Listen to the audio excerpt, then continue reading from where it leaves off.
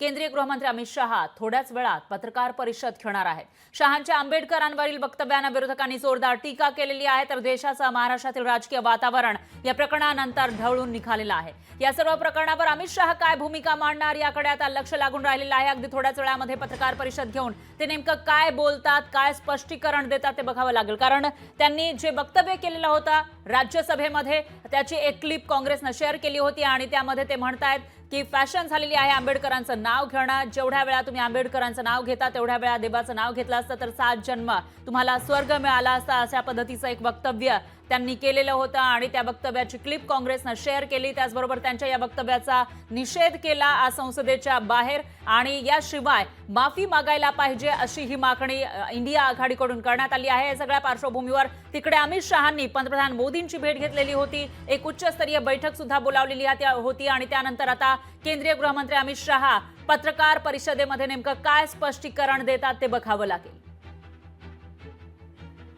तर आताची सगळ्यात मोठी आणि महत्त्वाची बातमी म्हणावी लागेल, अमित शहांनी जे वक्तव्य केलं डॉक्टर बाबासाहेब आंबेडकर जे संविधानाचे शिल्पकार आहेत त्यांच्याविषयी विरोधकांना ते खरं तर त्यांच्यावर टीका करत होते आणि त्यावेळेला तुम्ही जेवढ्या वेळा आंबेडकरांचं नाव घेतात तेवढ्या वेळेला जर तुम्ही देवाचं नाव घेतलं असतं तर तुम्हाला स्वर्ग मिळाला असता 7 जन्म असं ते म्हणाले आणि त्याचबरोबर सुरुवात त्यांनी या वाक्यानं केली, आंबेडकरांचं नाव घेण्याची जणू फॅशन झालेली आहे, त्यामुळे बरेचसे जे लोक आहेत संघटना आहेत तेही याचा निषेध करताना दिसून येत आहेत। महाराष्ट्रामधील सुद्धा नेते याचा निषेध करताना दिसत आहेत, कारण डॉक्टर बाबासाहेब आंबेडकर हे भारतरत्न आहेत, संविधानाचे शिल्पकार आहेत, त्याचबरोबर ते मूळ महाराष्ट्रातले असल्यानं महाराष्ट्रातील आंबेडकरी अनुयायी सुद्धा दुखावले गेल्याची चर्चा आहे।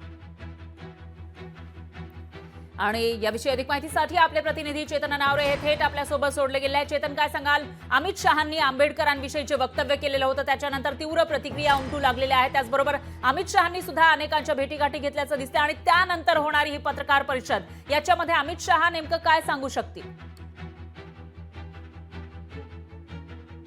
निश्चितच फरा, आपण ज्या प्रकारे पाहत आहोत अमित शहा यांच्या या विधानानंतर विरोधक प्रचंड आक्रमक झालेले आहेत। फक्त मुंबई महाराष्ट्र नव्हे देशभरातून या संदर्भातील प्रतिक्रिया उमटत आहेत। काँग्रेसने तर थेट आक्रमक पवित्रा घेत अमित शहा यांनी आपल्या पदाचा राजीनामा द्यावा, आपल्या मंत्रिपदाचा राजीनामा द्यावा अशी मागणी केलेली आहे। थोड्या वेळापूर्वी आपण ठाकरे गटाचे प्रमुख उद्धव ठाकरे यांनी ही पत्रकार परिषद घेत थेट भाजप आणि अमित शहांवर केलेला हल्लाबोल पाहिलेला होता आणि त्यामुळेच आता भाजपच्या मुख्यालयामध्ये अमित शहा आहेत ते 5:30 वाजता पत्रकार परिषद घेत आहेत। त्यामुळे या पत्रकार परिषदेमध्ये ते दिलगिरी व्यक्त करणार की आणखी कुठली मोठी घोषणा करणार याकडे संपूर्ण राजकीय वर्तुळाचं लक्ष असेल।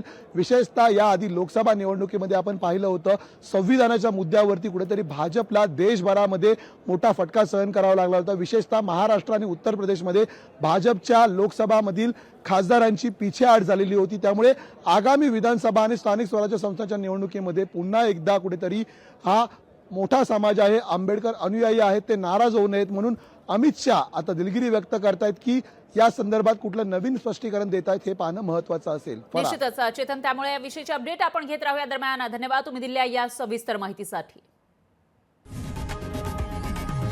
लोकशाही मराठी ऐका, पहा, जागरूक रहा।